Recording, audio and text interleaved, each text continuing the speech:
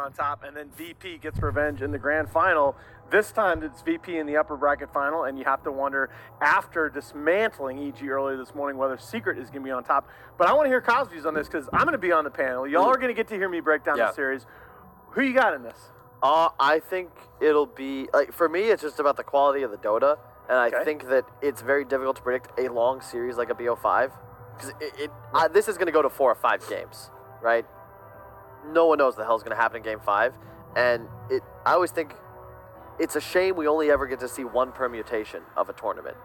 Like, think about how awesome it would be. Like, I want to see the Game 5, like, rewind time, see it again, in, like, the different ways that they could have approached it. I see what you're saying. We actually had a discussion like this on the desk. We were talking about TI, and we were talking about, like, okay, if we saw not 5 games, not 7, not 8, but 1,000, what do you think would happen? And situations like that. And that's one of the things that's so exciting, though, is you don't have that opportunity, right? So, that's seeing where the chips fall. Yeah, it's easy to say what you think the highest percentage thing to happen is, what you think the high percentage play is. But every now and then, when you see that low percentage play and it works,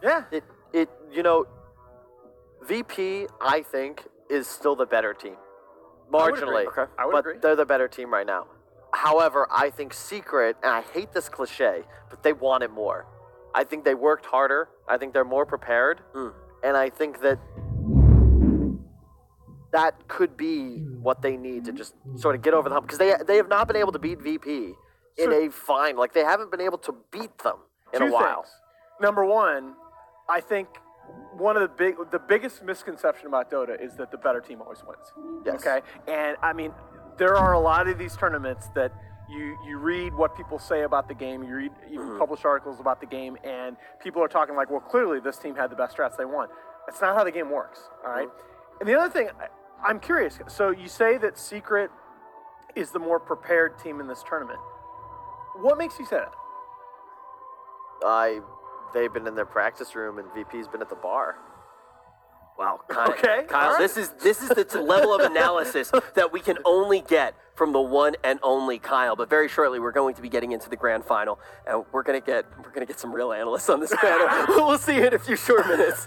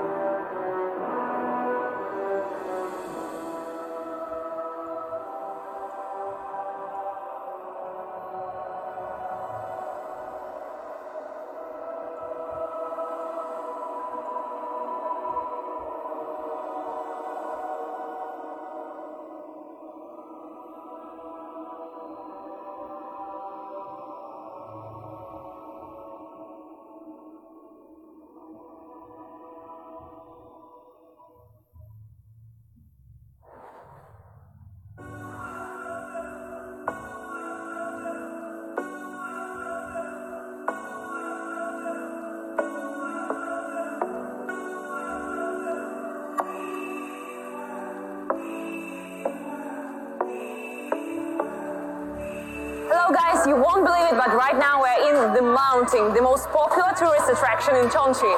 Yeah, this place is called Chongqing, and if you've ever seen the film Spirited Away, there is a description in the film of this amazing city built on the mountainside, and fans of the film realize that this place matches the description exactly, and they flock to here to enjoy all the tourist stuff, the food, the shops, everything, so we're going to enjoy some of it, right? Right, definitely. So let's see what we have here.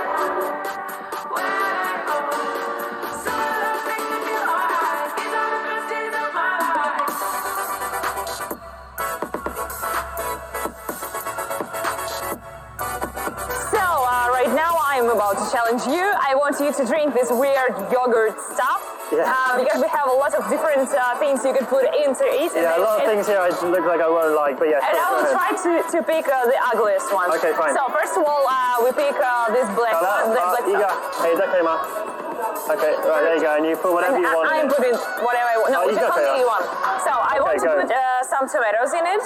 Be generous. Tomatoes. Okay, one. Okay, why not just sweet God. drink with potatoes? Then some this purple stuff. Have mercy, They said that this is like a sweet potato. Bleh. It looks very I'm ugly. sure the lady in the shop loves your sound effects. What about some sweets in there? No. This looks like someone's eyes. Okay, great. Eyes. Yeah, put those in there. So I want this also in here. Of course, some black, brownish stuff. We should put it also in there. Even the lady in the shop is horrified. This looks like actually strawberry. Yeah, So no, this too good for us. Two guys, okay. This looks like something radioactive. Yeah, that looks great. Put that in there. On the top. Yeah, it's okay. Right. No problem. So maybe we should add something more. Oh, I think that's already in. That looks like it looks very full. This looks like It looks very the full. eggs of some insects. Okay, I'll pay for this disgusting thing, okay? Okay. This looks like the ugliest thing in the world, Okay. actually. This is what I'm doing. I'm paying now. I am, for some reason, paying for this. I don't know why. Because I don't have any money, sorry. Okay, paid. Let's check if it's actually paid. Okay, right. This is. Here it is. It looks disgusting, but it might be I okay. put my soul in it, so Okay, it was made with love. Your love is pretty sour, but. It's way more disgusting than my squid. Do you like it? Do you really like it? It's fine. No, I just want to. It smells awful. It smells like. See you later. It's really disgusting.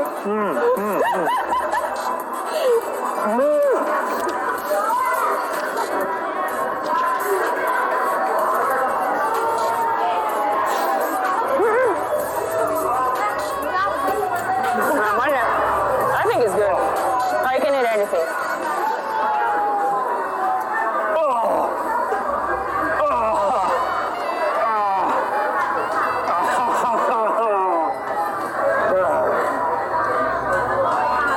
Very good. You can throw it away. Thanks. Do you want a tomato? No, I don't like tomatoes. Alright, straight away.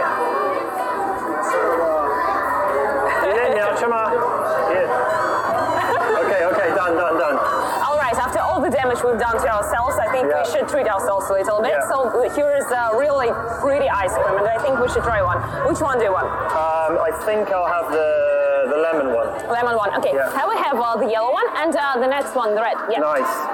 Okay. So. Is that what you normally do? You just sort of torture people and then be nice to them? Yeah, probably yes. 1, 2, 3, 4, 20. You need 20 5. yen. There are 5 more. Nice. Okay, so. Easy. Yeah, there you go. That's yours. That's mine.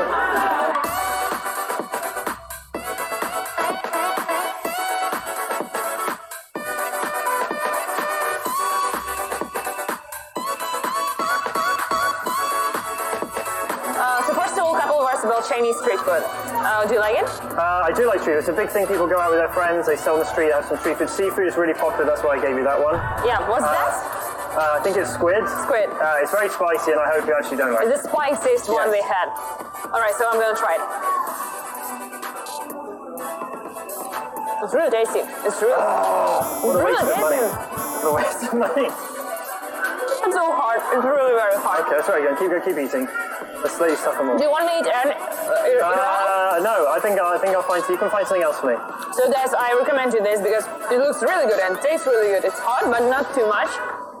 So Drink the soup. I challenge you to drink the soup. Oh, no, it's too hot. I don't want to be hurt. Suffer for me. I don't want to be physically hurt.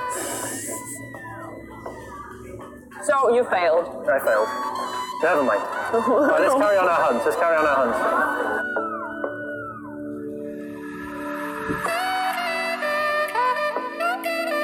So we had another challenge to buy each other a present, something to remember about Chongqing.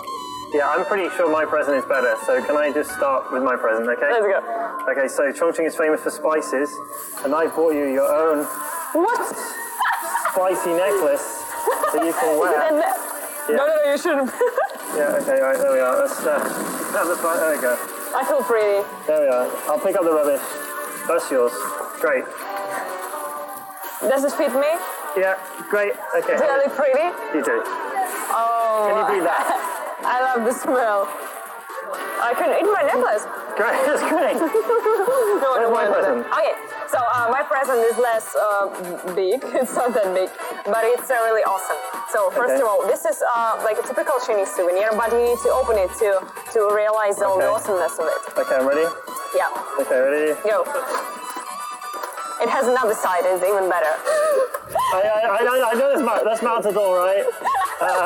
This is great. I mean, I love it. That's a great present. Do you like it? I do. It's great. Thank you very much. Do you like your present? Thank you, guys. So, what conclusions can we make in the end of the video? Chongqing is amazing. This is like only just one place we visited. Like, it's really a great city to visit. It's surprising not many more, more people don't talk about it. Yeah. So thank you guys for watching. See you later. Bye-bye.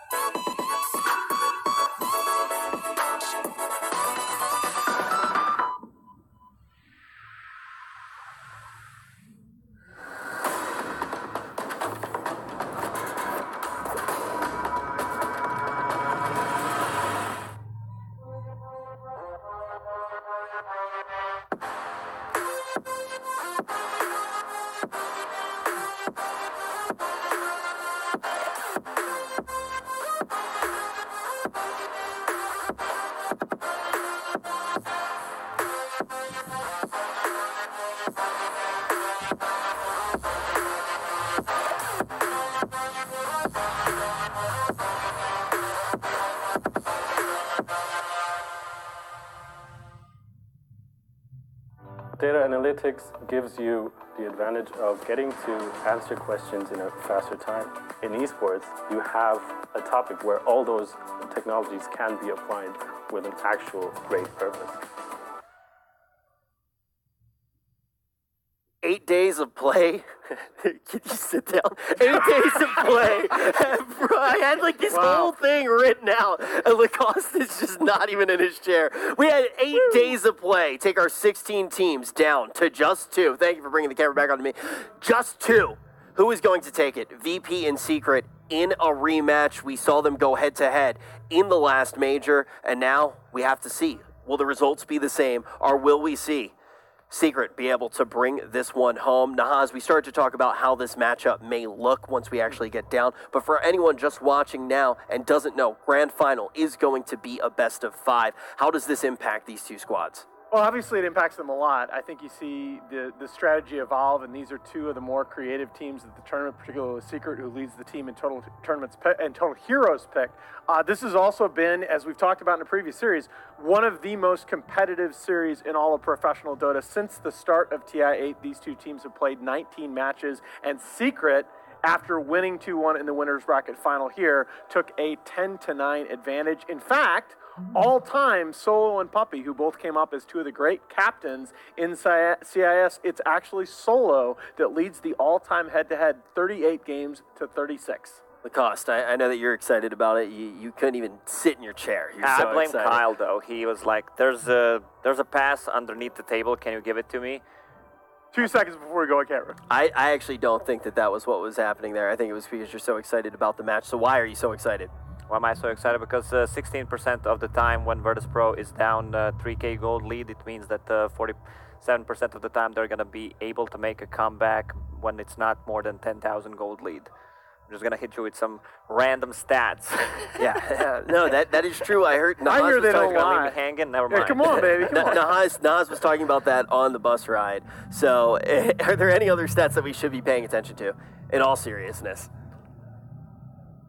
In all seriousness, I think whether Secret can play with VP during the laning phase, you're going to look at that net worth lead at 10, 12 minutes, and Secret needs to keep that under control because VP for a long time have been a team that have just blown other teams off the map. Now, interestingly enough, VP's average match duration is a little bit longer, okay? VP has been going late in this tournament, and we do need to keep in mind as good as both of these teams are, as competitive as the series has been, this is a relatively new Secret roster. Have they ironed out all the wrinkles playing alongside Nisha as they go into the hyper late game? I feel like one of the biggest problems that Team Secret has been facing for so long is what I like to call victims of their own draft.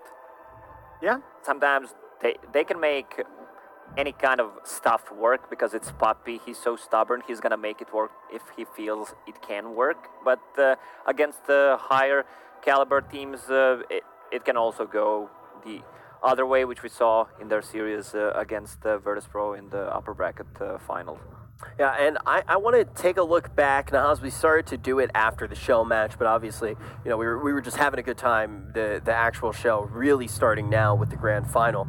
I want to take a moment to look back to this series when we did see it in the tournament last time, because picks were something that, there were people who were sitting there like, no, this can't happen. No way. Is this actually going to work? Whoa, look at this. Grimstroke, 15 picks, 20% win rate. And Tusk. This is something that Fogg was talking about even before the last 3 days started, was Tusk, a hero that was just, I think he was the most contested hero at the Bucharest Minor, comes into this tournament. Most teams still rate him very highly, and he's really been punished the last few games. If you look at the win rates on the Grimstroke, Darkseer, I think a lot of that comes from where you don't have any combos. Like Darkseer, nothing to combo with, Grimstroke, no targeted spells, and it's just a free loss in my book. Like, what's the point of picking a hero that doesn't have synergy with any other heroes? And these, of course, are stats from the entirety of the tournament, all 8 days of play. But when we put the microscope on the two teams, these are post-group phase, but that's fine. Okay, close enough. Okay. But yeah, I think IO is interesting because, again, all 35 of those, that 100% means that all 35 of those bans have been in the first phase, and I think it was until 2 days ago that we had, if he wasn't banned, he was immediately first picked. And then all of a sudden we had Secret VP. Was it Secret VP or was it the series before that? That was the first one that let it go through? Yeah, I feel like it's the same story with Earth Spirit. This hero is just way too good. What he provides, the roaming potential, early, mid-game, he even scales into late game, can get a lot of the items, and he can build whatever. Like, you don't need to go for those item builds that you were used to go. If you get 2 Bracer Power Thread, you have 2,000 HP. The hero just feels impossible to kill. So early on, and I think that's an important point. The other thing that, as you look at these first phase bans in particular, Secret has had first pick in 13 out of their 16 games that they played here at this event. They had it in the games against Virtus.pro. They obviously prefer it. And you wonder whether VP is going to let them continue in that pattern. Yeah, that was something that you mentioned even in that last series. And let's talk about how the last series went. It was a 2-1. The draft was incredibly interesting. It seemed like we saw some strategies that were tailored specifically for that situation. Do you think that maybe teams took bigger risks? I mean, I think the game one, Lacoste alluded to it earlier, and I think the game one draft was just classic Puppy. Puppy, part of the reason that he has been so successful as a captain over a long period of time is he's just willing to take it all on his shoulders. He is willing to say, okay, I'm going to pick this. If it doesn't work, guys, it is on me. And he picked that ridiculous 5-man AoE Surge Aura Stack Slark strat that worked so well with Slark against all these beefy heroes, able to pull out all those Estin Shift stacks. I think in games 2 or 3, the drafts were a lot more straight up, and VP just looked like they out-executed. If someone told me that a strat with 5 melee heroes is going to work, I would say no, and probably everyone else, especially against the heroes that they had in that game. It was Slardar, Medusa, Doom. Oh, I mean, we thought that there would be basically 4 and 5-man crushes all game long. Yeah, we did not see that. I mean, we could blame Slardar for that. His positioning was not on point in that game.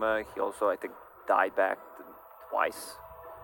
Look at the stats on screen. Tiny.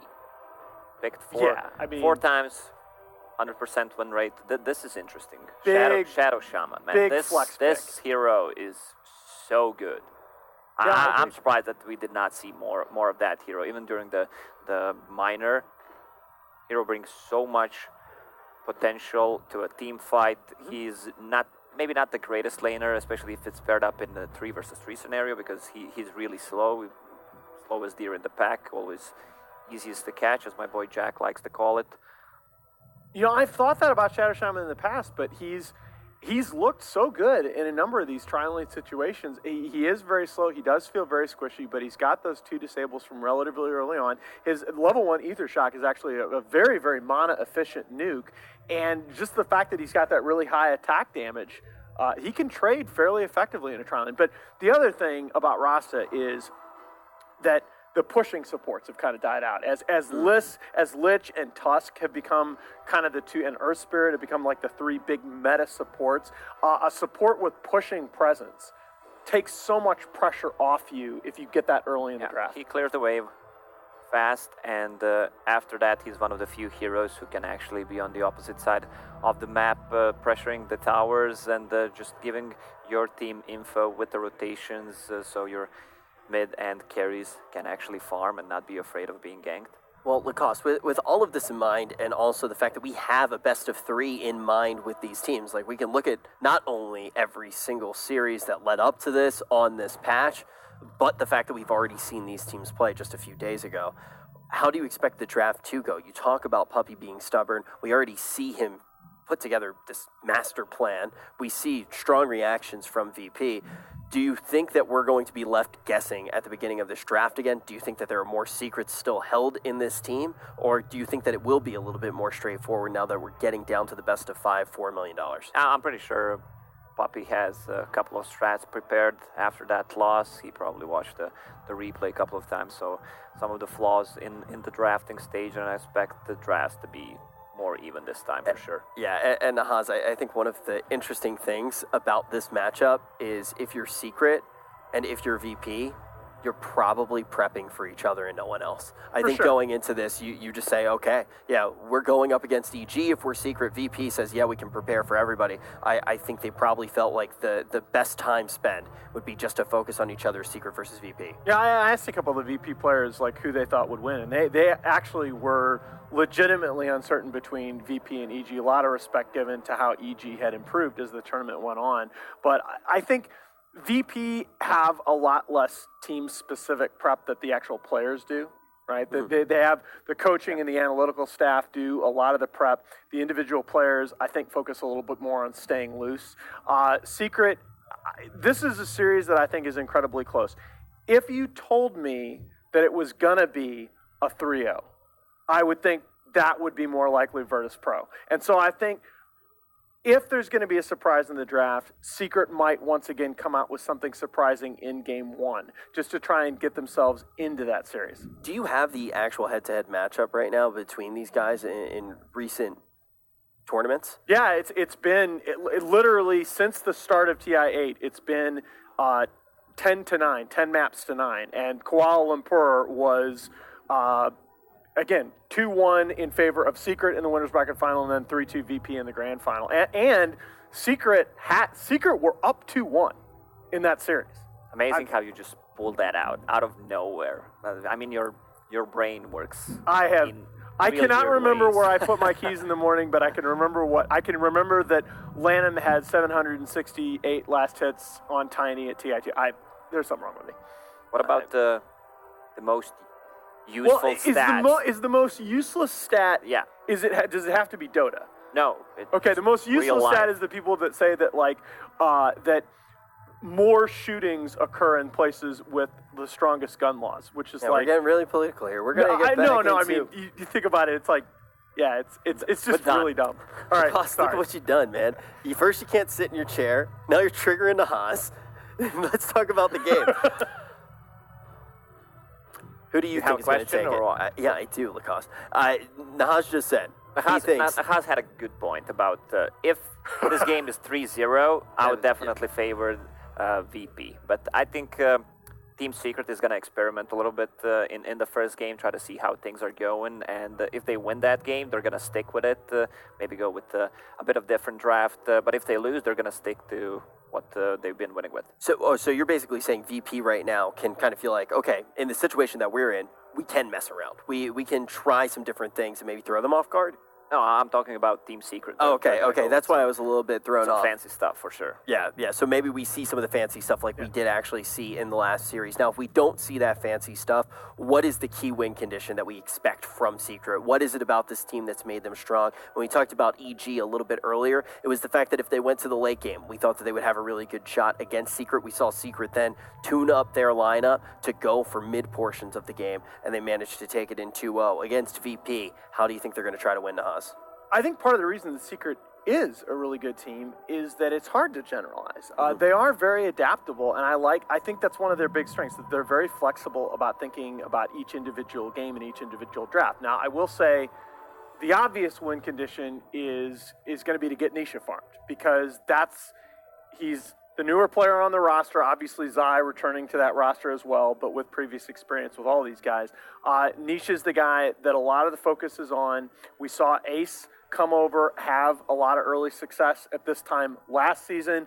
I think Nisha's going to have a really big series. I think Nisha does seem like one of the constants for them, consistently taking over games. Lacoste, is this one of the players that you want to be looking at as well? I think we need to shift the off lane and position 4, in my opinion, because mid lane and safe lane were kind of stable. Both of these teams are stable in what they're doing. I just think the way they draft around position 4 and off lane, and who brings more of these team fighting abilities, and when these two teams clash, it's going to come to not seconds, but milliseconds. Who's better at reacting, processing the information that is given? And I think VP has an upper chance. If you look at the way they're fighting, their ability to go in and out of the fight without taking too many casualties, I think VP definitely is better at doing that. I think everything that he just said was completely on point. If you look at how team fights are in this meta, it used to be in Dota that it was basically whoever got the initiation. And a lot of games still do come down to that,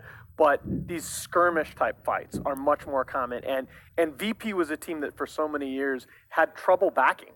I mean, they had trouble getting out of fights that weren't favorable. And the way that this Virtus Pro team is consistently able to go in, strategically retreat, and then punish an enemy for pushing too far and then getting out of position, that's what's made them the world-class multi-major championship team that we've seen.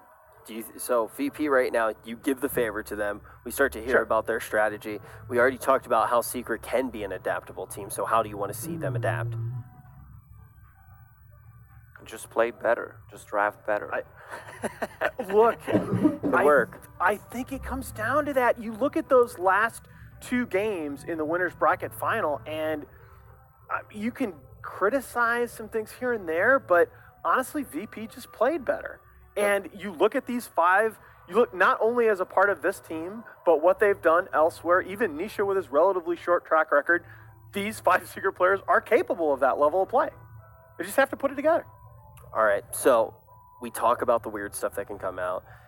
Jokingly, you say, yeah, just play better, just draft better. Do you not want to see any of the weird stuff then? Or do you say, okay, game 1, maybe game 2, we can handle it? No, it's a best of 5. It's a best of 5, so you can afford to, let's say, lose a game 1 if you win it just because of it, some cheesy pick. It's going to be worth it. Because yesterday, or when we did actually watch them go head-to-head, all the days kind of running together here, but ultimately you have a situation where you do see that 5 melee lineup come out and you go, hey, maybe we could actually see that for another game in the series. If it's open, maybe we do want to see them go back into it. At best of 5, maybe gives them that affordance. One of the crazy things, too, is until that Slark pick by Secret, there hadn't really been much in the way of cheese in this tournament, right? Husker hasn't really caught on. Brood, gone from the meta. And a lot of these picks, when you talk about your Broods and Huskers, even your Meepos, both of these teams had taken advantage of those. Especially if you look at VP's Ramsey's Brood, had been such a huge part of their drafting threat at the majors. That's really what I'm most curious about here is, are we going to see the new cheese in this series? Yeah, and I think that that's something that's very reasonable to try to be looking towards. And it's one of those things where we really don't know what we could see with these teams. These would be the teams to put it together. We've talked about what their road actually looked like to get here. Now we already know that these are 2 teams that we're going to be seeing at the TI. So how important do you think this is for some of the other squads to also mathematically, is Secret through by getting to the grand final? Aaron. They're 100% in. So we know both of these teams are going to be at the TI. This is me doing math in my hotel room at 2 a.m. last night. So, but It could if be my incorrect. if my math is right, they're in. Yes. Okay.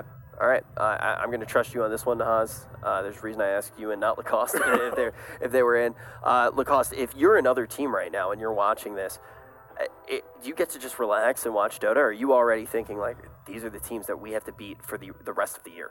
Nah, they're just gonna watch and try to learn. There's a reason why these two teams are in grand finals of a major again, and teams should try to write stuff down like you're doing. Yep. Maybe a bit better. This doesn't look good. Just team names and. Right now, my He picture draws says a mean picture of Miracle, though. Nisha, Wings, Secret versus VP. Those are That's the sick. four main Pretty words good. that I have right now. And with that, That's you A+. know a player to be looking at. You know what we just saw, and you know what we're about to see. But one of the things that you can't see is the fact that Secret already played on this stage. Is this going to be a factor at all? I know that we've had a long break now, right? You have the show match in between. So do they lose any advantage that they have for having hot hands, essentially, already being a team to play today on the stage? Yeah, I think, again, my take on momentum, and do you want to be the team that has the winner bracket advantage, or do you want to have that momentum? I think it's completely contextual. It depends on the team, and it depends on the day. And, yeah, with that kind of extended break for the show match, I think the momentum argument becomes harder to make. Yeah, it's gone. I feel like it would be a fallacy, too, to give VP an advantage. I feel like if you are watching at home, you're saying, oh, VP, they had extra time to prepare. They didn't have to play. I go back to kind of what we said. I feel like this was the grand final everybody expected, everybody was getting ready for, and I think it's the grand final if you're either of these teams that, to a certain degree, you're most scared of. I will tell you this, though. Lacoste, you mentioned that there are a lot of other teams sitting back and watching this, taking notes. If you are one of those other teams, you got to be very happy that the top four, arguably top six of this tournament was very chalky, right? Because the more of these majors that feature the big name teams in that top six, the more chance you have at the end of the season to finish top four at those last couple majors and sneak in. Yeah, we can go back to that point where teams are watching Virtus Pro and Team Secret. So Tier 2 scene loves to copy what they're doing. There's not too much thinking out of the box, and they end up with the same picks, but they don't understand what they need to do, the timing on the items, the movement on the map. Right. That's one of the reasons why there's a huge gap between Tier 1 and Tier 2 teams. You just need to play what you're comfortable with and try to understand the game by yourself, not just trying to copy others. It's true. At the same time, though, I think it's one of the reasons why I've really enjoyed being a part of some of these LANs is you get to see teams, like I always use the old MVP Phoenix as an example, that they came to these international LANs. My first LAN was one of their first international LANs, MLG in Columbus, and they just got absolutely crushed. But those guys had a great work ethic. They came to the events. They learned from other teams. They took their lumps, and eventually, they're finishing top four at majors. Yeah, it does happen. Yeah, it's just it is a big difference though in anything to be able to try to replicate a machine essentially that you've seen work and actually be dynamic and be able to take those decisions on the fly and execute flawlessly. But we have Secret and VP; they're almost going to be ready to take the stage here, and I just think that this is one of the best matchups that you could have. And we talk about the other teams that maybe you call them tier 2 teams, and whether they're sitting at the bar right now watching the matchup, already on the plane home, either way, I do think it's important to really hit it on the head that every team that didn't make it to the stage today is happy that these were the 3 teams that made it to the stage today, even down to EG. Like, they were one of those teams that already did get to grab the majority of those DPC points. Yeah, I mean, I think that the fortunate and unfortunate thing about EG is that Artur's major drought is going to be a storyline until he wins one, and that is going to happen. I'm tired of that narrative. But even down to the end of TI, right? 2 years in a row now, we've had this huge question about will this VP roster stay together, and it was again answered in the affirmative. And then shortly thereafter, we found out about the additions to Secret, and we said, is this going to follow the same script? Will Nisha have the same early success as Ace, and will he be able to continue to improve? And so far, looking pretty good. Nisha seems way more stable than what Ace in the previous season. And I'm You think happy. so? You Yeah, think so? definitely. And I'm glad we have a new meme. Just give me those memes, man. From my boy. Sproutizi to Cliftizi. Do we have? Do we have a bit of a delay? Can I probe him a little on that? Yeah, you can give him a few seconds. That's a bad choice of words, isn't it? No, I wanted to, like, how would you scout Nisha versus Ace? Because this is something I was very, very high on Ace after they won at the Dream League Major last year. I thought he was going to be an impact player, and whether the fault's on the individual player or it was a team dynamic thing, they just kind of felt like they stagnated off that. What do you see in Nisha that makes you think that they're going to break that script? It feels like Nisha has been an outstanding player for way too long to not be picked up by a tier 1 team, considering that he played in alternate attacks, I think one more Polish stack, and then they joined Kingwin, and you could always rely on him, so his performance has been stable for almost 2 years, maybe even more. And for Ace, he kind of came out of nowhere, even though he had some successful teams before, joined the Team Secret, fell off real quick. We've talked about Nisha so many times at this tournament, too. He's been the MVP in so many of these games. I feel like he really is one of those key players that we're going to have to be keeping our eye on when the players do get ready to take the stage. Of course, we are still giving them a little bit of time here. It should be just a few short minutes, but Secret having already played that game, and then also we have to clean up everything after that show match. Yeah. So Secret MVP will be ready shortly. But closing thoughts before the match actually does start. We've already started to give our predictions. It seems like everybody here has said VP should be able to take it. Secret's road to taking it may revolve around some picks that we're not expecting.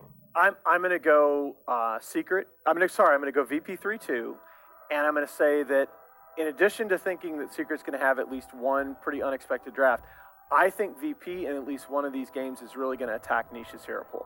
I think he's played way too much Medusa, way too much PA throughout this tournament. I think you're going to see VP make him play something different. Do you agree that Nisha has to be one of those people that you have in your mind saying, okay, we got to take away some of these threats from him? I don't think he's one-dimensional. His hero pool is way stronger than what it seems to be. I mean, they're just using the heroes that are strong in meta right now, and I don't blame them for that. And if these heroes are going to get banned, he has a couple more saved. Do you think if they do try to target something, like say, okay, we're going to go after Nisha, does that leave them open in the draft? Does it become actually maybe a detriment to them?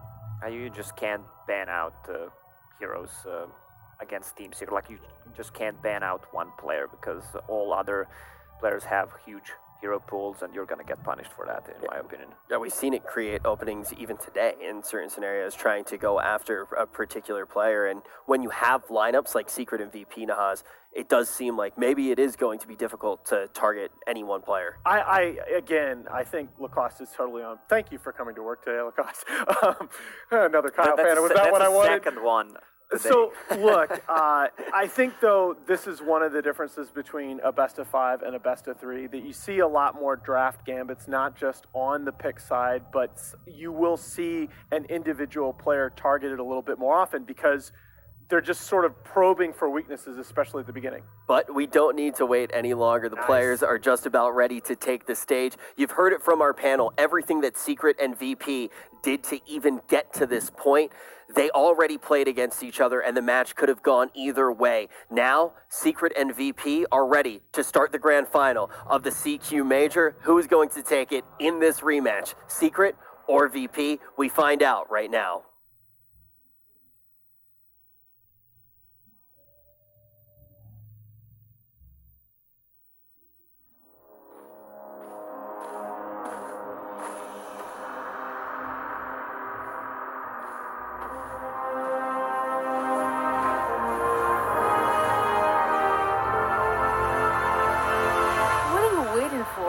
Anyway, you'll not be picked here.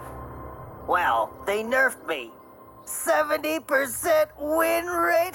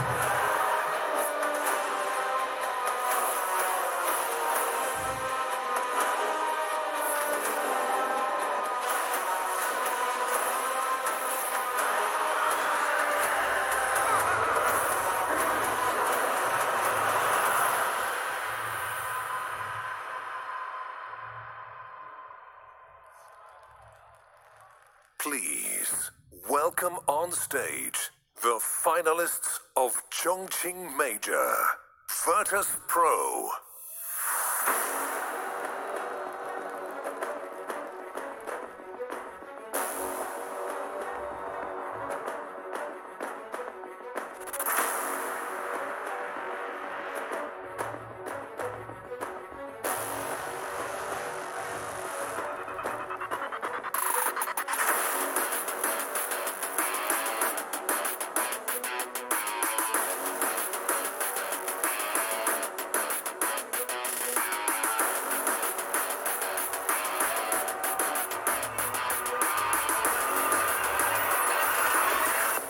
Please welcome on stage the finalists of Chongqing Major, Team Secret.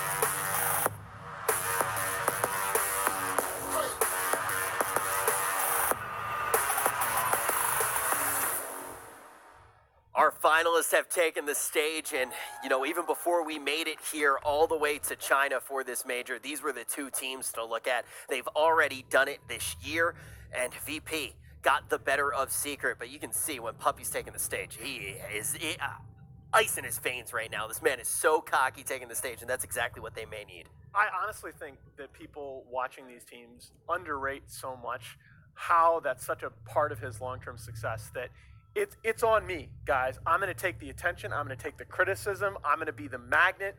You four guys just go play good Dota. Let's say if he was beta instead of alpha, like none of his teams would probably work, no matter the skill that he has. Good. And when you look at the sheer number of young players that have blossomed into superstars on him, I mean, let's talk about Wii a couple years ago, right? Let's talk about Ace. Of your criticism, but he looked great. Talk about Nisha this season. I mean, this is like Puppy is the closest thing that we have in Dota to like a franchise builder. Yeah, I mean, it's such a thing to kind of group around, to rally around, is somebody who will take those hits for you, right? And then also, when you are in the middle of a situation, which looks like it is not going your way, to have that banner, to have that guy who just isn't fazed by it. And you can also see beyond just his team, how it affects other squads. Absolutely. And I remember playing against Puppy first time. It was in Dota 1, probably like 13, 14 years ago. He was playing for XSK team, and he's the same person. Like, he did not change, and that's what I love about him. Yeah. You know, I've always been curious. When you were playing back then, who did you consider your best hero? Wow, that's a tough one. We're talking about Dota 1, probably Wind Ranger. No. Luna. The early days of Dota 2, when I would have been watching it. Oh yeah, Wind Ranger, Broodmother, Tide. Your Tide was. I thought your Tide was off lane. I thought your Tide was like the best in the world at that time. Anyway. You're just over exaggerating. No. I thought his anyway. Dude, little fanboy. Every time that Lacoste lands a joke, that somebody compliments him, he the amount of times that he's winked at me throughout That's why this you entire do it, though. Oh man. That's what I do. That's who I am. I can't change it. Yeah, you definitely can. The thing is, but you know what these guys can't change? The fact that they just win time and time again. VP, you would think after already knowing that you're going to the major, maybe you let up. On top of that, they get here with their coach playing against Secret last time. That face. And this is the man who was sick a few days ago and is able to just shred. Now he looks absolutely fine. You would have no idea. But this team beat Secret with their coach last time. And it's so easy to forget about it because it didn't look like they were even slightly knocked down a peg. It might have been the LGD series with that coach, but it doesn't matter. I have it from on no one's authority. I asked him this morning, and he said that all 5 players were feeling fine. No. The coach, they needed to do that to get here. Yeah, to get here. But it was in the last series that they had a player who wasn't feeling well, right? You said Poppy has ice in his veins. I can see Virtus Pro having fire in their veins because everyone else besides Pasha is wearing a t-shirt and it's really cold in here. So well, Kyle said it as a joke, right? That the VP players. Oh, I think Secret's more prepared because the VP players are at the bar. But I think that's part of what VP do at majors. They don't put all this pressure on themselves. That's part of the swagger that they play with. Yeah, if you see how VP reacts behind the scenes, you would be amazed. Like, they're just a group of friends that are having so much fun. They're relaxed together, and I feel like they're one of the top teams that still have so much fun playing together. It's like you're getting around Saturday to play Battle Cup with your friends that you didn't see for quite some time. You can't play too much, someone's working, and you're excited about it, and that's how VP feels. Yeah, and that's very important when we talk about how Puppy influences his team and how it is something to rally around. VP is very different in the way that their team chemistry works, but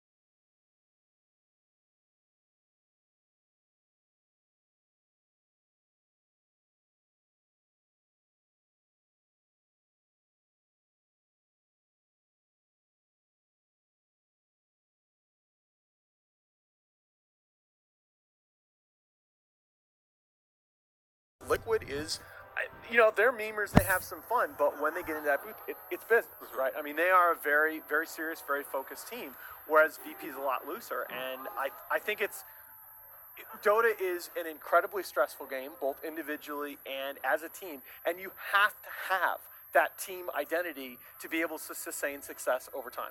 there needs to be some form of chemistry on your team, and with a lot of teams, it's not jumping off the page. With these two squads, it is something that is a strong selling point. You really see it in the booth, which is that's part of why these LAN events are so fun to watch. And sometimes, when you talk about intangibles and things like that in any esport, in any sport, it is such a hard thing to talk about, and it seems like it isn't something important, but I don't think it's a mistake that we see VP and Secret here again when it is that obvious, when it is that in your face. But now they're going to be getting ready for the draft in this best of 5. The first game will be underway very shortly. Is history going to repeat itself? Are we going to see a new champion at the second major of the year? And in this draft as well, I want to ask, you say the potential for Cheese. This is going to be something that they're working towards here, of course. But both of these teams at this point, they're just saying, hey, how many can we rack up? How many points can we get? How much can we impact other squads? They already have solidified their TI this year. But do we expect the Cheese Lacoste early on? Does it start at the very beginning of the series? Or do you expect these original drafts, these first drafts coming out here to be a little bit more standard with what we've seen? Not necessarily a Cheese, what we like to call like a Meepo, Arcward, and Broodmother picks, but maybe a different approach. Try to sneak in a hero that's not been picked so far or did not have a great success. That's where Poppy shines at. Yeah. And Arcwarden looked better than I expected. I think it's not either that Secret used to run that for Nisha. It's not something that's been in the meta in this tournament, but we saw it creep back in with, I believe it was Arteezy that played it. It was. I would not be completely shocked to see Nisha on that hero. And that was one of the things that Lacoste mentioned as well, that you can't really target any specific player, especially somebody like Nisha in the draft, and try to attack his hero pool because they do have so much depth. One of the other things we're seeing is very consistent stats when we do look at head-to-heads. Yeah. Because I think that's one of the things, if you were to criticize Secret, I think that's one of the things that you could point to since TI8 with the addition of Nisha to the lineup. Mid one he's felt a little bit less like a playmaker to me. He's felt a little bit, he used to be the guy that you would have on Ember Spirit, on Invoker, on these snowball momentum type heroes. You go all the way back to his days with Fnatic before he joined Secret. He's felt a little bit less that to me. I don't know. Am I alone in that, Lacoste? Well, the stats don't lie. We can see that from numbers. So I guess they just needed to adapt the way Nisha is playing because he's kind of their superstar, young superstar. Right. Maybe it's easier for others to adapt the way he's playing and then just tell him what he needs to do when it comes to a team fight. But that was part of why I was so enthused by that Game 1 draft the other night, where mid one on that Slark just took it to a Medusa in lane and went and made plays all around the map. That's the kind of Dota we're more used to seeing from him. I do want to bring it back to one of the numbers we saw at the very beginning, which was that average length of game time. We did see now VP's time going up a little bit beyond the average. It's slowly throughout the tournament we were seeing longer and longer games. They're not risking that much as in group stages. They don't want to finish the game this early, and I mean, as tournament progresses, of course, you're going to be more caution about what you're doing and the way you're playing. And I think that's one of the advantages that you have as a veteran roster that's been together over a period of years now. Roger obviously joined midway through last season, but that 4-player core of VP. This is a team that when you get to these events where the meta is very fast, you can change pace a little bit. You can change gears and force the enemy team to play a lineup that they've been playing in these very tempo-oriented games, go a little bit later with it. Now, getting into that draft, something that we need to keep in our mind. Both these teams at full strength here today. Last day of the CQ Major. Two teams that we know we're going to see at the TI. And now, obviously... There we go. Yeah. Going to see Magnus right away. I can see him right there. None of your unicorn stuff, Lacoste. Yeah, I guess the big question, once Mag is off the table, the big Wisp as well. Okay, that was the second big question, and now you start thinking about that Tusk, Earth Spirit, Lich level of hero. I still think Earth Spirit, Tiny is the big flex pick. You deny that to Secret mostly because it gives them a very flexible open. But I think Earth Spirit certainly has to be on the table to ban if your team's Secret. Flex picks has been so popular for drafting him in the first stage or just being banned out because you don't know where they're going, you're not revealing anything, and you always have one step ahead of your opponent because you can adjust to whatever lane you want to put him on. Yeah, I still want to see Weaver for Secret at some point on this series, a hero that they've run on 4 different players in their last 6 games with it since TI. ET. Definitely something that we expected to potentially get hit in these bans. And that's a respect ban for Yapsor. Yeah. I think that third ban might have been different. You probably banned it against Chinese teams, but that third ban might have been different against a team like EG. Certainly with Yapsor on the other side. Yeah, if it was EG, maybe we would have seen what Team Secret tried to employ earlier today, which was really attacking that OD. It's so easy to be a coach these days. You just print out Dota buff pages. Just kidding. Just kidding. This is the man that we did not give enough credit. I don't think we ever talk about Team Secret's coach. I agree. I think we've talked a little bit about it. By the way, VP the ones with first pick here. As I flagged, Secret had shown a strong preference set, and they're going to lock down that Roger Earth Spirit. It does open up a lot on the side of Team Secret. They're going to have the Tusk on the board, but again, the one big thing that stands out to me about Secret's hero pool in this tournament, they're not a Tusk team. Okay. Yeah, so we are going to see that Tusk is still going to be open, but like you said, and it's a big deal. Like it effectively when you get to this stage in the tournament, it's like having an extra ban.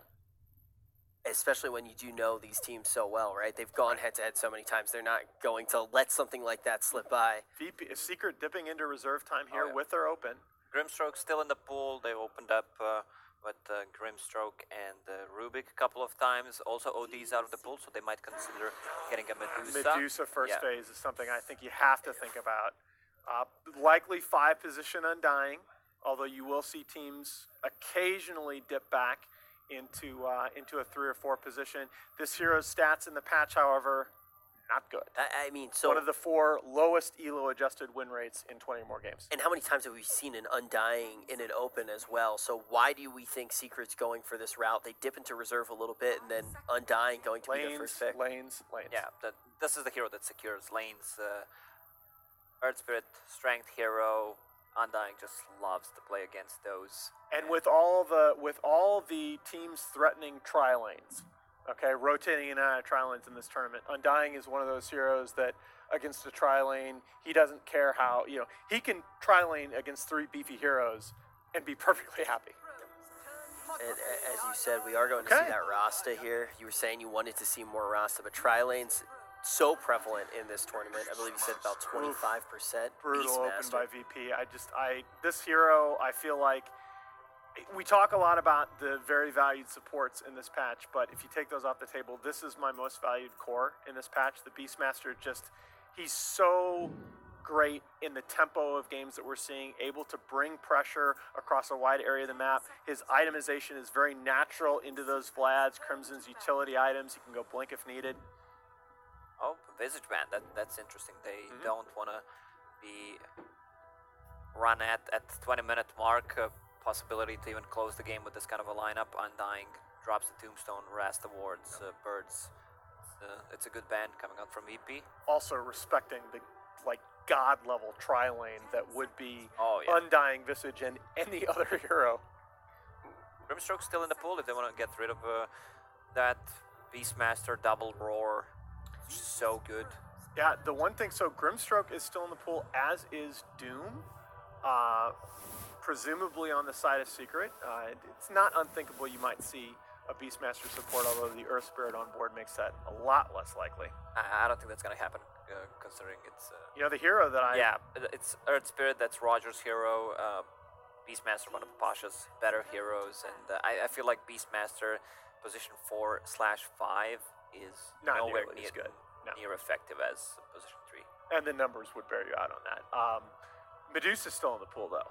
Yeah, we have a couple of picks that kind of open, considering OD is banned out in the first phase. I wouldn't be surprised to see a Dragon Knight, a Timbersaw. I get a little worried about those because I want to see, if I'm going to see a Dragon Knight, I want to see it 4th or 5th, because again, you talk about the counters, the Monkey King, as we saw last night, the Timbersaw as well. So Jugs off the table for Ramses. So you got to respect the PA pick potential out of VP. I think you can go ahead and take a second phase Medusa as Secret if you want. Might be a little bit early.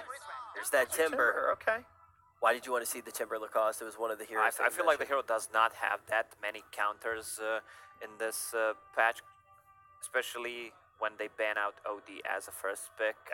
And we see more and more tri-lanes. So he's like one of the lane dominators, does not have many bad matchups, and can be also put in the middle. What EG did yesterday, you get a lot of XP and you can snowball easily. Absolutely. The Lacoste point about tri-lanes is a really good one with Timber, that in the Age of Dual Lanes, a lot of times you constantly had to worry about how are we going to get our Timber to level 3, because that's when that reactive armor sustain really starts to kick in. When you have this tri-lane meta, it can be a little bit easier to isolate 1v1 matchups, and Timber just crushes most of those. Now dipping into reserve time is going to be VP. These Jug and Tide bans are not something that we talked about so much, Nahaz. Why do we see these get banned in this portion of the game?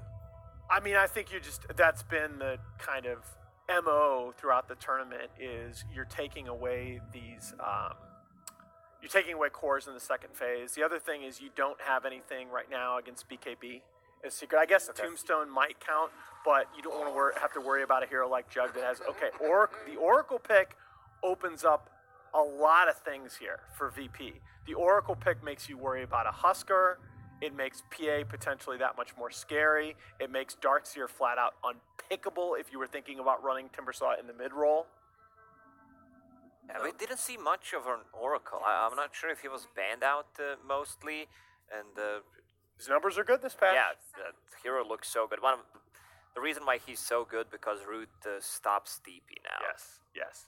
That's why. The hero hasn't been changed. He received just a tiny buff on his Q on damage. Yeah, and it doesn't. I don't think it applies with Oracle Q because it screws up the targeting. For a second, I thought it was Zeus. Oh wow! Oh, this is a hero I have wanted to see this hero. I didn't mention it, and I thought VP might have been thinking about it because PL is one of the classic counters to the Undying, right? But everybody stayed away from it. Even with we've seen a couple first phase Undying games this tournament where PL was neither picked or banned throughout the rest of the draft.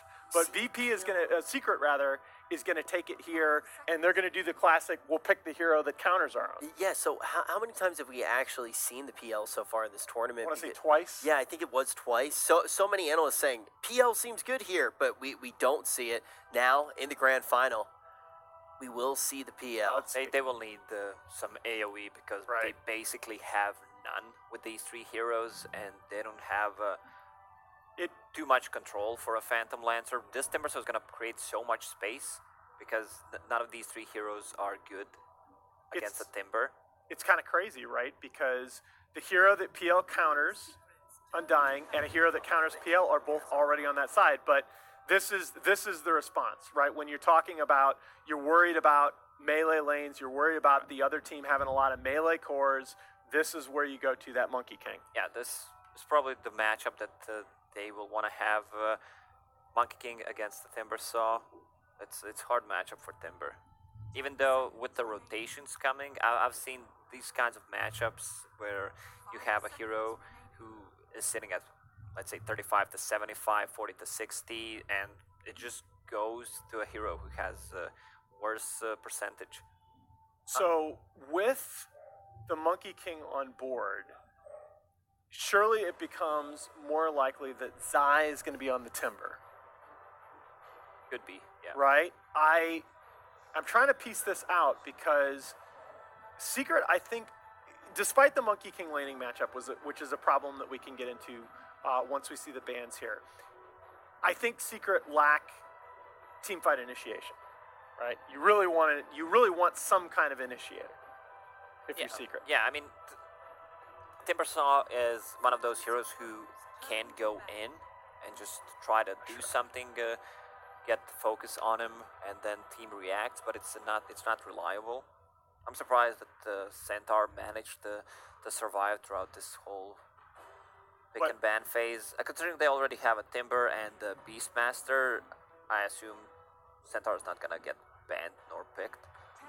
I like this draft because I think it's both lineups have obvious strengths and obvious weaknesses, right? You talk about Secret until Blink on Rasta, which will come along a little bit earlier now that we all but know it's going to be Yapsor on the 4 position Rasta. They lack teamfight initiation, but you have a VP, other than the Monkey King in the laning phase, I suppose with Monkey King's teamfight it does offer a bit. He's going to build a Battle Fury, but they don't have the best illusion clear still. They could grab a Dragonite, even though it's not a best matchup against Who do you Timber want Who do you want Drat? for VP. Oh, I think that's really tough. What makes you not like that pick here in the house? You're playing I think against Timber. it's yeah. You have to worry about the laning matchups, and I think as the game goes on, I mean DK's a hero that just he kind of gets swarmed by PL. It's not you know. Now that I think about it, it's not as bad as I first reacted. My apologies. I think it's reasonable, especially with taking the Kunkka off the table. Okay. That's wow. That's VP again. Swagger, confidence. Okay, you need a hero to deal with AoE. You provide AoE against the PL. We're gonna give you the mid 1 Shadow Fiend. And this, by the way, when I say I want to see mid 1 on more playmakers, yeah, right here. I'm not a big fan of a Shadow Fiend in general because he's vulnerable to rotations. Shadow Shaman and Undying not the best at doing so, especially because it's going to be Shadow Shaman position 4, and the hero is slow, so you're not playing Shadow Fiend into Earth Spirit, which is he's like worst enemy, and they have enough stuns and slows controls to actually enable Shadow Fiend to deal damage with raises. I like it here. I still. What do you want? Do you want a 3 or do you want a 2 Timbersaw? What cost? 3. I think you want a they 3? need Okay. I think they need a matchup against. All right. So you want a ranged hero mid? Yeah. Can you just go Dusa? Obviously. No, Lena. Okay, Right. This is not a hero we've seen a lot, but oh wow. Oh, mid 1 Lena. I think mid one Lena crushes this matchup. I'm not sure. I've seen him there's Lena going to be versus rotations SF. coming out from Earth Spirit, which is way better than what Position 4 Team Secret has, and sick drafts from both of these teams, and I would give VP an upper hand in this one for sure. Okay, you're giving VP an upper hand, but I want to ask right now, how does VP win with this lineup? Where do you think they're going to be able to take over the game? Well, they have a good Roche potential. Their lanes are going to be strong. I mean, I think if they address the PL, they win the game. Okay, Because I don't think Secret has enough team fight to win this game if PL just doesn't get massive. But I think just watch that mid matchup. If mid one goes off on this Lena, this game's very winnable for Secret. All right, our analysts are saying the mid matchup is going to be the key to success here, but let's kick off the grand final.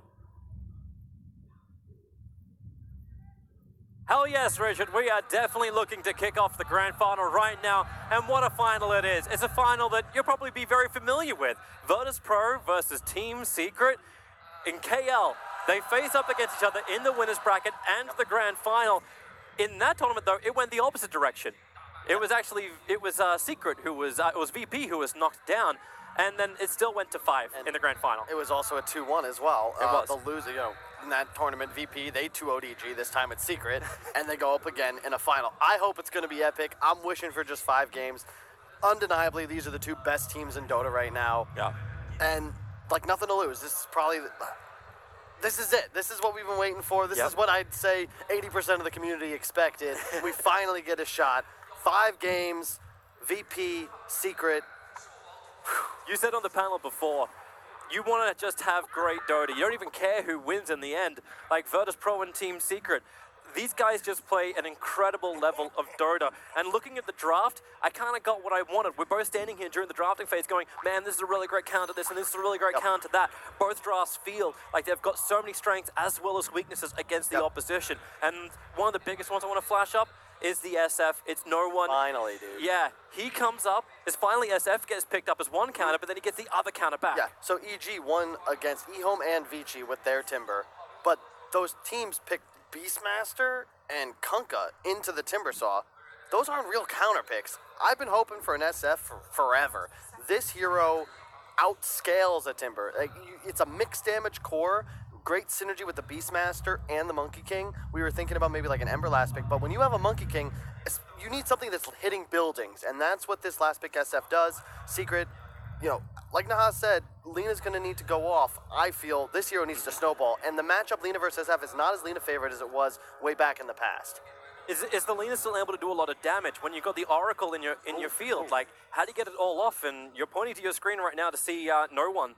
Yeah, raise first. Raise first. Raise first. What you going for? So this is the new way to play, and part of the reason that this matchup is so hard to read, because you're going to just CS with Souls, rush bottle. We saw Sumail do this back in the past, and I haven't really seen it in a long time. This is the traditional way to beat unfavorable matchups, but it's very, high skill. You don't see amateur players even give this a shot. Well, we'll see if no one can pull it off. We'll keep very, very close tabs on him.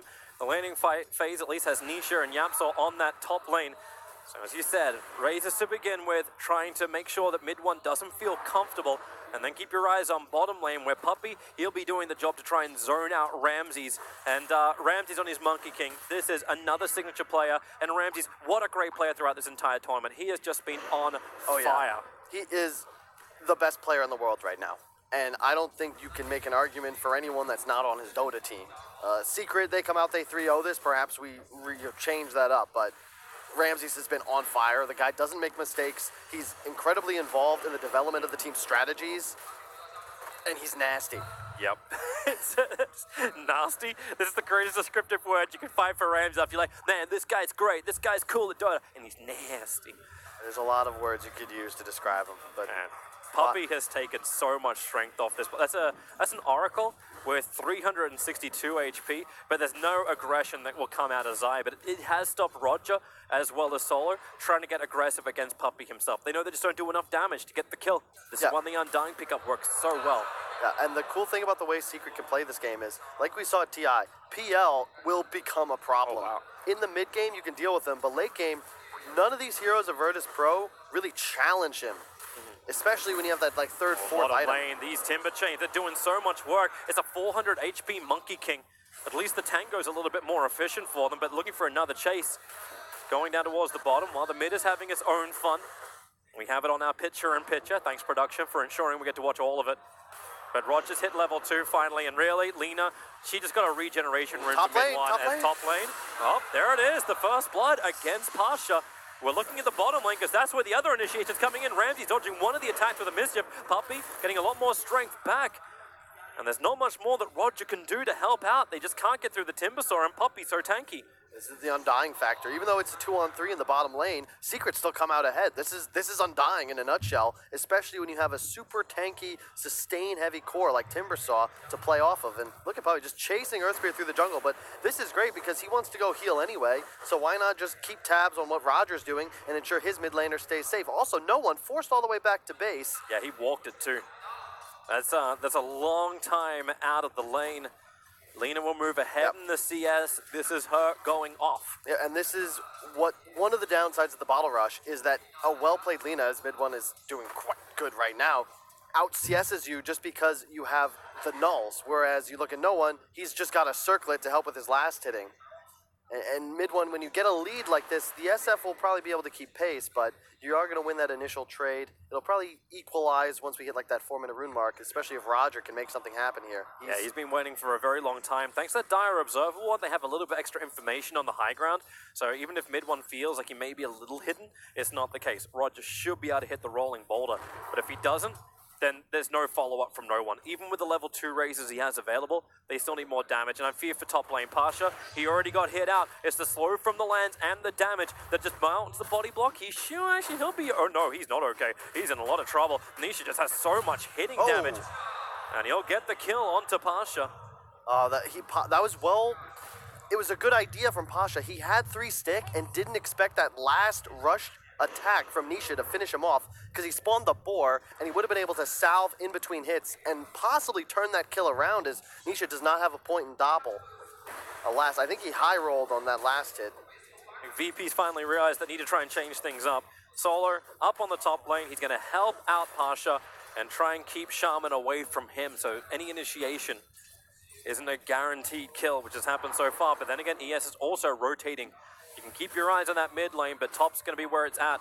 The Beastmaster Hawk, no one's going to be there on the right, and they could just roll in towards the Absol. Probably going to be the easier target, and in fact, that's exactly what happens. Solo sets it up. There's your kick. Nisha, he actually wanted to get aggressive, and he's done so against Solo. Supports arrive from Puppy. 1 decay will be enough. He's just out of range to reach Oracle, but that's why you've got the lands from Nisha. They focus that in towards Pasha.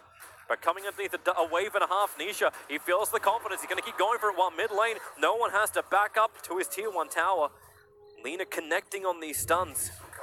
He has equalized, though. This is still about the same CS advantage the mid one had once no one returned after being forced to heal. He just caught a few too many Qs, but this is kind of the way it'll go if the SF just catches too many nukes. He's and now now, dead. oh no, he's Wait, not. no, he's had it with a shock. Thought he was in range for a shackle coming in from the fog of war. Well, I scared myself. Yeah. A big part of this game is going to be VP's ability to create tempo. Secret, you have an Undying, you have a Rasta. Like, they can find kills and pressure all lanes simultaneously. Bottoms, I might go for this. He was waiting for the stun, trying to get a little bit of extra life. Ramsey's one more hit will do it. He's got the distance. Zai going deep underneath the tower. While in mid lane, 3 heroes once again. It's the solo setup. It's just Fortune's End into the rolling boulder, and no one. The last strike array will actually buy some time for Laguna Blade from mid one. He's starting to heal up thanks to all the nukes from Solo. And this will allow Lina to survive and then turn around to look for the kill over on the Earth Spirit. Unable to get it off, but Puppy drops the Tombstone, looks for the Undying minions. They're not in range, and thanks to the Dire Observer Ward from Virtus Pro, they know how to play around the Undying. You're going to see this game is going to be secret heavy for the early mid-game portion.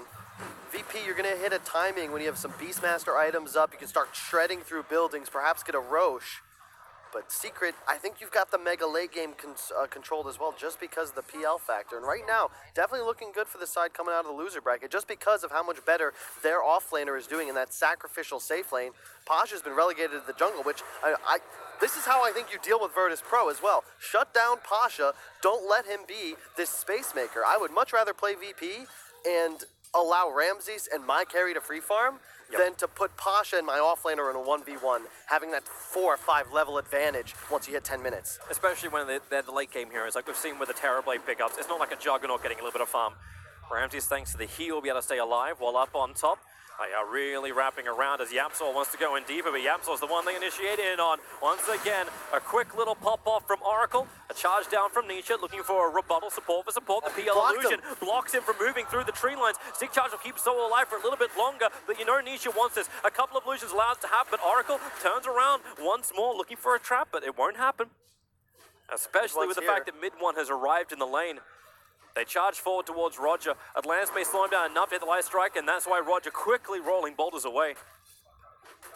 Secret doing a good job as well. This is what the top teams do. We saw a couple missed rotations from mid players in previous games in the tournament, but when mid 1 moves, Puppey is already mid catching the experience. He got a full wave before no one came back, and now he's going to get a bunch of creeps under tower. This is how you want to rotate around the map. If your mid moves, someone has to get that free XP and gold coming back into his tower. With the creep skipping, they may get more than this. Get the experience in mid, but it's free damage onto the tier 1. Radiant is scanning, wondering if there's any kind of rotation coming through the northern side of the river. I can tell you right now, it ain't happening. Monkey King's having his own little battle against the Timbersaw on bottom lane. Always trying to line up for the good slapdowns to get the lifesteal back from everything that Zai takes out of him. You're happy with this of your secret, though. Not many offlaners, especially melee offlaners, can stand up against the Timber. This is why they have the confidence to pick a Especially third. when Timber's looking for the kills. Doesn't have the mana for another train. Actually, now he does. Soul Ring arrived on the Courier, so he can stay underneath the tower, looking for another chakram onto Ramses. He'll switch into a tree, but that's what Zai wants to play around. Ramses, a slap down, buying time. TP's coming in from SF. No one. Can he do some work? If there's another stun available, that's what Oracle is trying to arrive to achieve. But Zai, 1 raise, 2 raise, but Timber chained down. He is away while Laguna Blade fails to kill, but the attack will from mid 1 around Roshan. Gets the kill on the ES. So they're still going on bottom lane. Zai is not out of the woods just yet. There's still triple wraiths available. 1, 2, slap down. No one gets the kill onto Zai, but it takes so much to do it. And look top, you already have a tower push coming out from Secret. This is the strength of having your off-lane Timbersaw as your guardian in the, I call it the off-lane, it's the safe lane, but you get what I'm meaning. Yeah. You can't pressure Timber nearly as easily as Secret can apply pressure to this Beastmaster, who is still just rotating through the jungle. Pasha, not much of a game. Your bot tower as Secret is still full health, and you're winning 2 lanes because the Undying was sitting mid just freely. You kill top tower, and yeah, you lose a Timber, but that's a worthy death. Is this SF? Oh, okay. He'll be fine on bottom lane, especially with TP support arriving. In fact, with Ramses being as low as he is, he should be careful. We'll get a little bit of healing from Solo. But is this actually more punishing? We've seen a lot of times the Dire side would just let their tier 1 and tier 2 towers go on the safe lane of VP. But doesn't this cramp up the style of SF's recovery? Very hard to hold your stacks in place. Boy, hang on. Oh boy, yeah, we may come back to that point. Zai, where's the stun? There's your first control. Just hold the Timber in position, allowing the Razors to do work. Solo's the one with the nuke that finds the kill. They want to get rid of this Tombstone. 1 more hit will do it, but nope, Puppey will take care of it himself. And they still want to go down. Fortification keeps the creep wave alive. Just holding Puppey in. 2 races will connect again. He's got a short range race. That should be enough to almost kill off Puppey. With the decay, he'll get more life up. But it's still not enough. Virtus Pro diving underneath towers. I'm glad no one's doing... He's demonstrating what I would comment on, which is SF no longer just farm stacks, but you got to get involved, and no one's doing just that. You can see how he just dumpsters a Timbersaw throughout the game, but you're concerned if you're VP. Look at where Nisha is 2,000 net worth ahead of the game, and he has total dominance in this top dire jungle. Pasha's got Roar, but I don't know. Can you really find the real one consistently? You're going to have a Diffusal soon as well. Is that coming out on the Courier? Already on the oh Courier. My God. This is an 11-minute Diffusal blade for the Phantom Lancer. Yeah, and this hero crushes PL. You crushes Beastmaster. But the support duo of VP have a very big problem with Phantom Lancer as well. You purge both their disables. Man, Nisha's about to go hard. I think you just shove down bottom. He links up with the Timbersaw, your big tanky frontliner. He can tank any tower hit, no problem. Just take a tier 1, tier 2, right? And you have an Undying as well. Rasta, also level 7. Yapsor pops the Tome. Obviously, he has Arcanes. Here's your initiation forward, looking for the kill. Already starting off, SF lets the Requiem of Souls blast out. Pasha arrives, he has the Roar available, but instantly wants to push back. They do not want to Roar this Timber Saw. They have no follow-up to it. The Earth Spirit's moving over. He doesn't have a TP scroll, so it's a long run. The Mass Serpent wants defense. The Roar goes out the Phantom Lens, so he's so low on life, but they can't kill him off yet. In fact, Pasha's too deep in the shackles on SF. Great chain control from Team Secret. Support is there from Oracle, but no level 6. He can't keep his core alive. SF will fall. And Team Secret get exactly what they wanted. A tier 1 tower, couple of kills, and then the right to push into the tier 2. I don't know how, he missed the close nuke on no one. He only had the 2 nukes land. Not sure how he whiffed that. He could have just misjudged the range by just a few moments. I didn't see the replay, but this is a tier 2 now. I was surprised they dropped wards tier 1 mid lane. Mid 1, this will be a big pickup if Virtus.pro can get something back. And of course, with the help of the Monkey King, yes, works with them together, but you lose a tier 1 and tier 2 tower. Mid 1 still worth a hell of a lot of money and good experience, and that's the one player who wasn't involved really in the bottom fight, even though the ES was trying to be. Ramses. Yep. He's still that ticking time bomb. Once he's actually going Battle Fury build as well. Yeah, this is one of the ways you deal with the Phantom Lancer. Your illusions will get the cleave effect as well, and you handle Phantom Lancer the entire game. If your ultimate is up and you're standing inside of it, you just can't heavily commit with your illusions because they're all going to get cleaved away.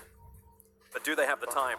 Do they even have the space? Like, it feels like both Monkey and SF don't have the space on the map to farm. This is the thing. I think Ramses recognizes, look, if I itemize in this more fight, like, you're not winning fights right now. You can't jump into an Undying, a Rasta, PL with the Diffusal. Like, you're going to have to try and outscale. Inferior teams are going to maybe double down on their mid game, and then they're one fight away from a loss. Yep. You're ready to take some small losses now as VP in the hopes that eventually you can turn things around, and I think that decision is a good one. Even if they were to lose this game, you got to try and find that win no matter what the percentage chance of success could be. It's the mental thing. Get a little bit of run. Timbersaw, Zion, he's a long way away. Pasha has Roar up. Zion will just chain out. Of course, I know he's tanky, but as we proved with Ice, oh, that was the Demon Edge. It was the Demon Edge for Monkey King. That would have been a huge increase in damage for Ramses, and it's gone for 3 minutes. That makes me feel silly about what I just said, Toby. Hey, it was fantastic. The problem is the courier was going directly over their own jungle, and they're looking for kills. Puppy comes out. He's actually going to just work on command, Ramses. No other choice. He can't jump away at the tree lines. They have to get rid of this Tombstone. Soul Rip will make it a little bit more difficult. Tombstone is gone. Zai, he'll stand underneath the Wukongs. He doesn't care. He'll chain through. Lost a lot of trees. The slapdown's good, but the Mass Serpent wants. The trap is up. No one's getting away from this one. In fact, four heroes all inside the trap. Beastmaster thinks the false promise. He'll be able to survive and get his Roar off. But Nisha, he's still the bigger hero. He wants to try and stay up, and he's able to do so. So much regeneration. And maybe mid one with the shackles up. Ramses will fall down. Mid one sticks around for it, and SF will fall as well. Team Secret, it looked like the most disastrous wards from Yapsor, but it was the greatest wards of all time. Hey, at least it was 2 from each team, right? Works out. Ramses, he got yolzed. Mid one just accidentally walks into tower range. That second shot put him at 8 health. If he goes down, I think Ramses might even live there, but turns out for a big win for Secret. The other fun thing, the ward started to actually make it so there's a hard choke point on the ramp. It was so difficult for Virtus.pro to get the support up. Beastmaster, like he just walked away, and he was with Oracle on the far side, which just stranded the rest of Virtus.pro up the hill, and they couldn't walk into Team Secret. Yep. And now you're in a position. You can see the power. Like, Secret third pick Timbersaw. They didn't care if this hero ended up getting countered. They have at least 2 people that are excellent on the hero in mid one and Zai. Are you still happy to see a Holy Locket on him, though? He's going double braces into Holy Locket. I think that item is very bad, but on Timbersaw, it's pretty good. You don't need the hood necessarily in this game. It gives you health, it gives you raw stat, like raw HP and mana, but it also gives you a ton of regen. It's just a super value item, as it gives Timbersaw everything you could possibly need. Plus, it boosts your health regen effectiveness. And if you look at the lineup of Virtus.pro, you're going Veil on Roger. Who's going to have a Spirit Vessel anytime soon? You've got Oracle going for it, but 2K net worth, he's still the full items away. He has the urn, but that's it. And he's going to have to buy all the wards. I think they realize they need to amplify the damage, the small damage they have. Because right now, there isn't enough of it. The physical damage of Ramses isn't intimidating enough. Nisha, well, he'll get his own kill on bottom lane. Beastmaster just being caught out. He's all by himself, and with that, Team Secret look towards Roshan. There is a Beastmaster Hawk inside the pit, but thanks to the Sentry Ward, I don't know if he's up. No, he's up on the hill. Nope, the Light Striker Raid, they're looking for any kind of extra information. Mid one with one more slave will get rid of that Hawk. And Virtus Pro, in fact, it's Roshan who kills it. He'll clap it down. All right, ES, he's in position. The Dire Observer is down. They have no extra information inside the pit. Beastmaster will respawn. He can TP out to the shrine if he wants to join the fight. Roshan, 1.2k, rolling boulder in, but the body block from Poppy, absolutely perfect. And that is a punishing kill against Roger. Aegis the Immortal into the hands of the Phantom Lancer. It was a bit of a YOLO, but if it worked, it would be great. But I don't think any team is letting that opening to be I there. don't think Secret is letting that opening occur, Toby. I've seen many an Aegis steal. There's a few that have happened to me that I don't want to bring up, but this is Team Secret. They're playing incredibly crisp and clean, and you know, going back to the KL Major, right? That series went to 5 games. VP won the first, lost the next 2, but ultimately closed out and won those final 2. So, you know, if you believe in superstition and coincidence, whoa! Really nice. Yapsor actually getting caught up on the top lane. He burnt Requiem and Yule Scepter to do it. Just walked up and did it. Monkey King's looking for the last bit of money. He's almost got, in fact, he now has the Battle Fury. So, new items arriving from Virtus Pro, but with no Requiem of Souls. VP may want to be a little bit more careful. Observer Sentry's being planted down. That's not going to last very long. Actually, yeah, it will. The Sentry's too far away from the Observer Ward. Nisha's just unstoppable. Like, he's got a Manta, he's got a Diffusal, and none of the heroes of Virtus Pro are geared up to deal with his harass. This is one of those games where Secret's going to thrive in long fights.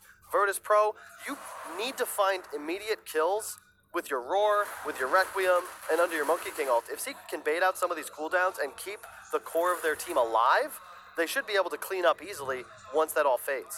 There is, however, the mentality of Virtus Pro. So you're like saying, like, VP later on can fight, but look at their Observer Wards they place. One on the hill on the southern lane, and one's actually almost in the middle of that, like, it's mid lane just out from the tier 3 tower. It's so defensive on the line drawn, and then the other two, they watch the northern side, watch that river entrance to see if they can go into their jungle and keep that Monkey King farming up. But Team Secret, they go the other way. Smoke up, run up through mid, Sentry Ward's planted down, ES needs to create a little bit of space, and he's just rolling boulders away. Goodbye, Solo. It's nice to have you back and playing with the team, but you are most definitely dead. Level 12 roster, he's going to just drop boards on the high ground. Zai's going to tank. This is the strength of Secret. They've hit a timing. Everyone's spent their gold, and they're just ready to go high ground. Our Serpent Wards are there. They'll clean up the creep wave, but as long as these wards are up, Beastmaster can't go in to deal with it. Nesef doesn't want to get too close. And mid one has a blink. Still no Requiem. Actually, no, they have the Requiem up now, so maybe they can Yule Scepter and do something. But the jump forward, where's it going to come from? Monkey King's coming in through the rear, so Ramses wants to trap him out, thinking about jumping across, so he'll jump away. He cut the wave, Toby. He did. He cut the wave. Wait, the backdoor regeneration, stopping stopping the VP racks. Now Ramses will be punished for it. They catch him in the trees. There's that blink you were talking about going to work. They didn't clean up enough of the Mass Serpent Walls, but Ramses, he'll buy back into the game. Didn't commit the look at Roger. Command. Look at Roger, he's trying to make the same play. Yep. He's going to rolling boulder into that, however, and that's going to be with the entire team. Right, Striker Ray's trying to get rid of the Dire Creep Wave. They're burning off the mana of the Monkey King for the moment. He's got 11-1 charges, so he can still go back into the Wukong, but can't get the full bump up just yet. He comes in closer, but this is too close. PL initiates forward. Remember, he's still got the Aegis Immortal. Monkey King, he can't afford to die. That's why Oracle has already popped the ulti. He knows how risky it is. Beastmaster and ES the back lines. They find the initiation. Hex and Shackles over on Roger is buying more time for the defense, while Nietzsche underneath the tier 4 towers is just taking everybody out from Virtus Pro. ES is down. No one can commit the 1 charges. He'll have to actually use the defensive Yule Scepter. He wants to survive, goes for the Requiem, cannot get it off in time. It's just the Death Requiem. Buybacks available, and they will be heavily committed because Monkey King is now finally doing some damage with the Cleaver. Still can't get the kills. They turn around. The mana's been taken out. Ramses needs to finish the job. The Shackles, it's a dieback for no one, but GG is called. Virtus Pro. They are getting worked by Team Secret. Great draft, great execution.